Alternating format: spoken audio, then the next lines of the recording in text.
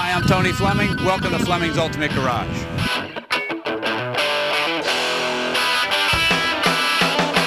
Hey, just pulled the hanging tag off of this car here. This is one of the, I'd say one of the rarest and greatest and coolest cars that we've ever had here. And if I get all dingy and excited, it's only because this is really cool. You know, there's a big argument about what started the muscle car revolution. And whether it was the pony car Mustang, the Camaro, whether it was the early GTOs. And, you know, we're going to look at something in here and you're going to say, wow, that's really cool. I had no idea. A lot of people don't even know this car existed. So this is the first year, Pontiac Grand Prix. And the interesting thing about this is Pontiac sold almost 1 million cars that year. This car here is a matching numbers, original, tri-power 389 car, 2-barrel car, right? One of only 2,033 built.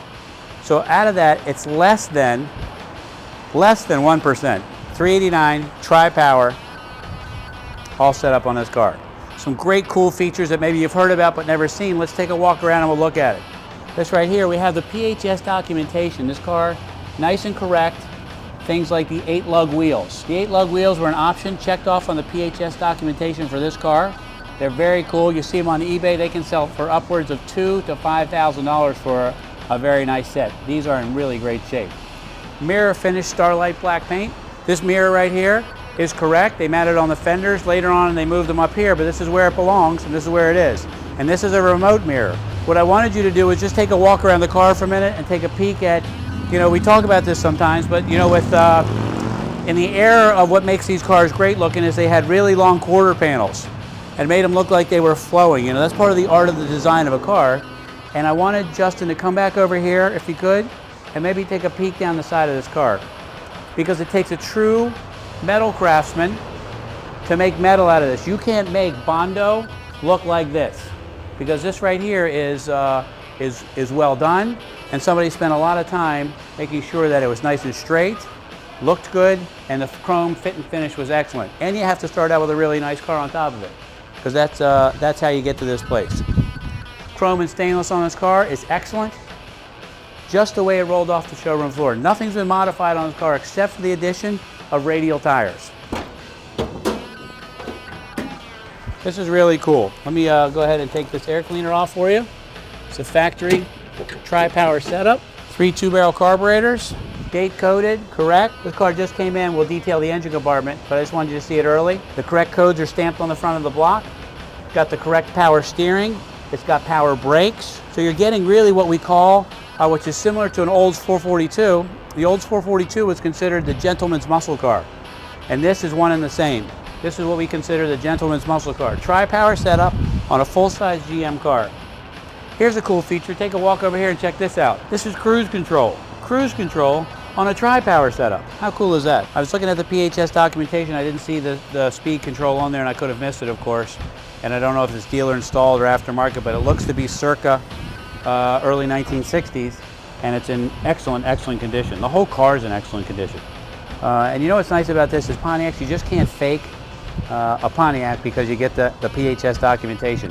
This car is super, super rare. Down to the Harrison radiator that's still in this car. It's not a modified radiator. The Harrison radiator, it's the way it rolled off the showroom floor. Nice hood insulation, nicely detailed. So far we've looked at the spectacular body and paint. We've looked at how it looks underneath the hood. Let's take a peek inside. This to me is what makes classic cars so classic. You know, they have great style with things in them, like the indented buttons for things, the heater controls, the beautiful courtesy lights. This is right here. This is right here on the dash. This is the remote mirror control, which is really cool. Beautifully restored radio. The dash is done. Look at the steering wheel. The steering wheel alone was probably $2,000 to restore it because it's clear again. Probably that clear Bakelite. Everything's been re-chromed and replated. Here's something cool to look at about a car when you know it's done really nicely. Forget how beautiful this looks and this looks. Check this out. The clock's working. Very rare to see a clock working. When you restore a car and you go to those lengths to finish up those details, that's what looks great. Take a peek in back here. No rear speaker. Remember, this was a gentleman's muscle car, so it was luxurious too.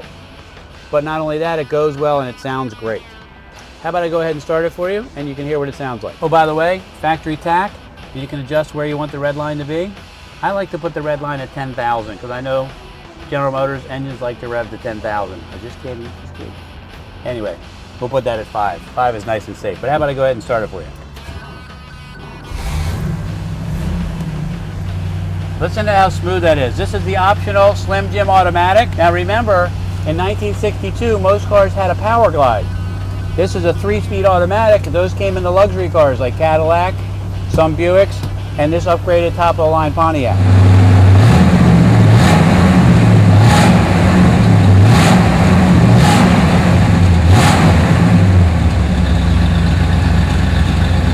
We talked about some of the nice things inside this car, the remote, the vents, the great features, the button, the clock working, full factory gauges.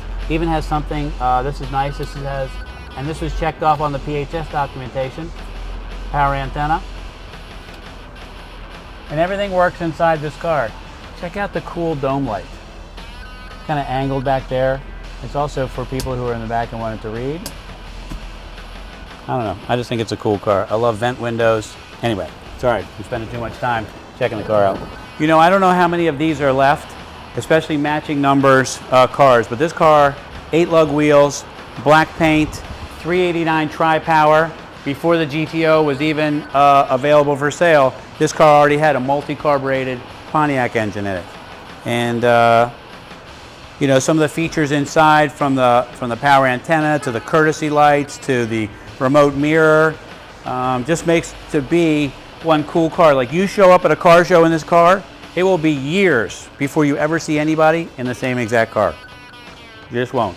If there's only 2,000 of these cars built, there can't be 100 left, and there can't be very many that are matching numbers and really correct. We're Fleming's Ultimate Garage. We're super proud to present this 62 Pontiac Grand Prix first-year car, loaded up, tri-power, multi-carbureted Grand Prix. Call us 301-816-1000. We'll tell you all about it.